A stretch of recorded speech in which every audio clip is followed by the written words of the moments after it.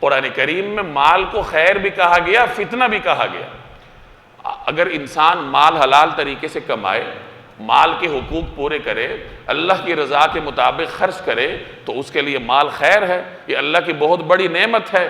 بالخصوص اس زمانے میں، ہر زمانے میں مال انسان کے لیے خیر و برکت کا ذریعہ رہا ہے، اسی وجہ سے اس آیت میں مال کو خیر کہا گیا۔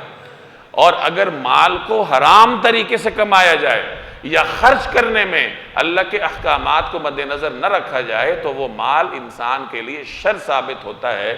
اسی لیے قرآن کریم میں مال کو فتنہ بھی کہا گیا۔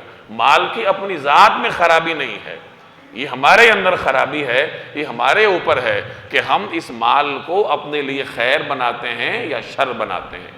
انسان اگر مال کی محبت میں اتنا آگے چلا جائے کہ وہ اس کو خرچ کرنے کا نام نہ لے، جمع کرتا رہے، ایک پہ ایک پیسہ بینک میں اپنا بینک بیلنس بڑھانے پر توجہ دے، اپنی تجوریاں بھرنے پر توجہ دے، لوگ بھوکے مرتے ہیں تو مرتے رہیں، اسے کوئی پرواہ نہ ہو، تو ایسی صورت میں یہی مال انسان کے لیے فتنہ بن جاتا ہے اور شر بن جاتا ہے۔